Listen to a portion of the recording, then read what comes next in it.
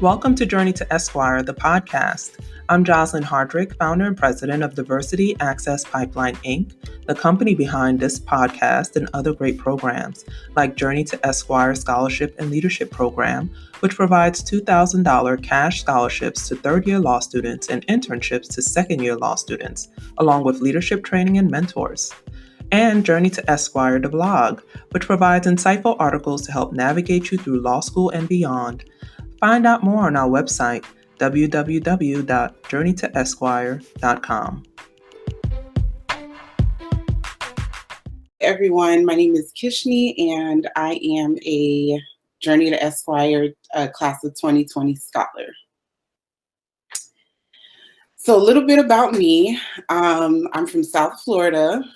I am Haitian American. This is my family in the middle. I went to UCF for undergrad and WMU Cooley Law School. I actually met Jocelyn as a 2L at Cooley. There was an event, and she shared this story before, but the way I met her was a little bit non-conventional. I was volunteering at the event, and her mom was staring at me from afar, and her mom came up to me and she asked me where I was from, and she thought that I looked a lot like Machina, which is Jocelyn's cousin, and she thought, we must have been related. Maybe we are, because we're both from Haiti. So Jocelyn came up and she apologized to me about her mom, staring at me the entire event. And we made a connection there. And like Adriana said earlier, I was trying to find the perfect word to describe Jocelyn, but she really is that group mom. She has been so influential in my life, and she's somebody that I look up to and I'll always look up to. I started out as a 2018-2019 intern. And I don't know if Jocelyn knows this, but she helped me overcome one of my fears, and that is public speaking. The epitome of an introvert. I feel like I write better than I speak. And I remember one time Jocelyn and I were just having a conversation, and she asked me, what was one thing that I felt like I needed to work on? And I said, public speaking. And she said, okay, great. I have an event next week or, like next month, and you're going to speak in front of all of the presidents of the voluntary bar associations in Tampa and a judge. And throwing me in the water like that helped me to overcome, the fear. And I have a picture down here. I applied some of the things that she taught me through that process. And this is one of my friends, Lakira. We competed in a moot court competition and won. So I appreciated everything about being an intern in the program. So then I moved on, to becoming a scholar. And, Jocelyn called me up and told me, you're going to have to go through the same process. So I had to apply, do the essay, go through the interviews, the whole nine. I didn't get, special priority just because I was an intern. And, I became a scholar, and it's just been another layer of just greatness and encouragement. I was paired with Jamila Little. She was my mentor for the program, and she was absolutely, or still is absolutely phenomenal. She's met with me multiple times, has given me so many tips. So I also appreciate her in the program. So one of the modules that I appreciated was the lawyer wellness module. And from each module, what I did was I always took something away and tried to apply it. So I remember Sarah, one of the attorneys, presented at the module, and she quoted something, and she said, if you don't make time for your wellness, you'll be forced to make time for your illness. And it's something that I repeat constantly to myself. If I feel like something is bothering me, or, there's a better way to take care of myself, I always repeat that quote, and it just stuck with me. So aside from everything that we discussed, I felt like that was one of the things that really stuck out. The next module that I took something from was the diversity and inclusion module with Samaya and Sarah. And one of the things, in the profession, we always hear, that the legal profession has to be diverse, and we hear the word diversity and inclusion. But what I was introduced to was equity. I've heard the word, but I guess it was the first time that I've ever had a discussion about the word equity. And Samaya asked the question, and, the whole group, we kind of discussed it.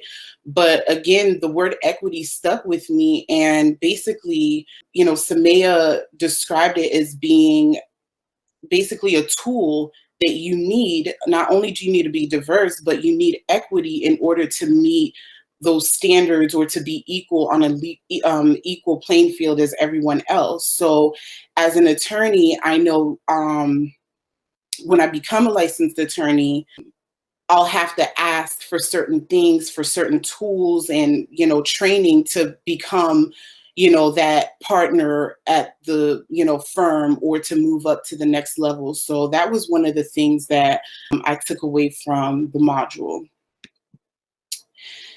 And the next seminar that I really appreciated was the legal writing seminar.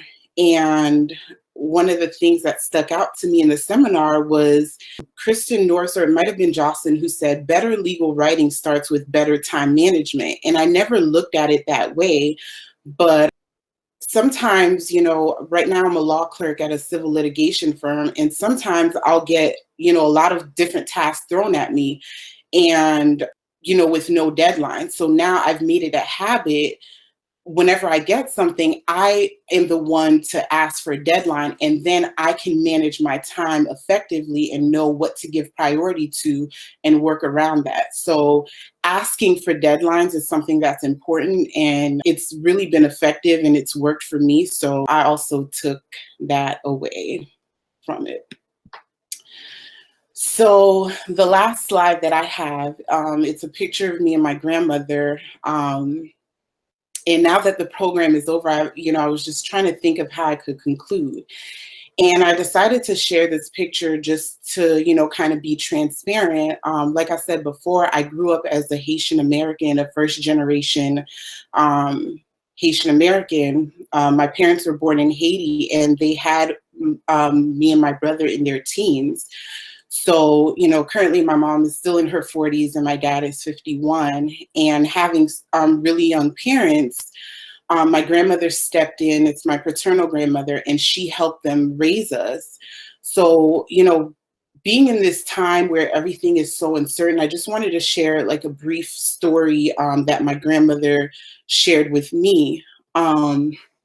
She recently passed away in August, and I was helping my family with the funeral arrangements. And I remember when my dad sent me her death certificate, I saw that she had a 3rd grade education. And at that time, it dawned on me something that she told me not too long ago. She grew up really, really poor in Haiti in the mountains. And she had a cousin who was, a little bit more privileged than she was. And she had a boutique in Port-au-Prince. So she gave my grandma a job as one of the servants in the boutique. And, my grandma couldn't read or write. She couldn't do anything. But one of the tasks that she had was she had to clean up all the cornmeal that was on the floor. Cornmeal is like a staple food in Haiti. And every night there would be a lot of cornmeal spread out on the floor. So my grandma would, every night, she said she would take the cornmeal and she would like bag it. And instead of throwing it away, she washed it really good. And she made a drink, this staple drink in Haiti, we call it acassin. It's made with cornmeal. And from there, she made her own drink from the scraps, and she started selling it.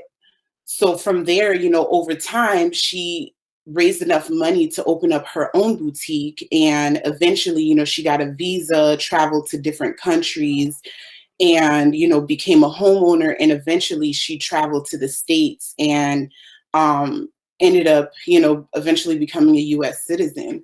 So I share that because, in this time, I feel like I'm left with the little cornmeal scraps and I don't really know what to do. We're in the middle of a pandemic and job offers and the bar exam, everything is so uncertain.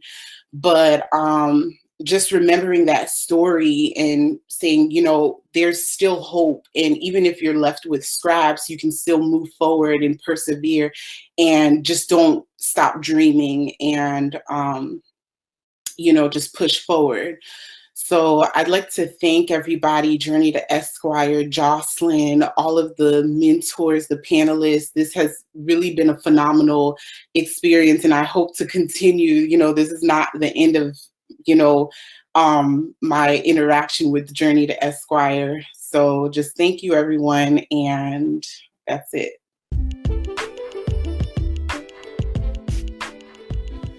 Thanks for tuning in to another great episode of Journey to Esquire, the podcast. Support, share, subscribe. And for more, visit www.journeytoesquire.com.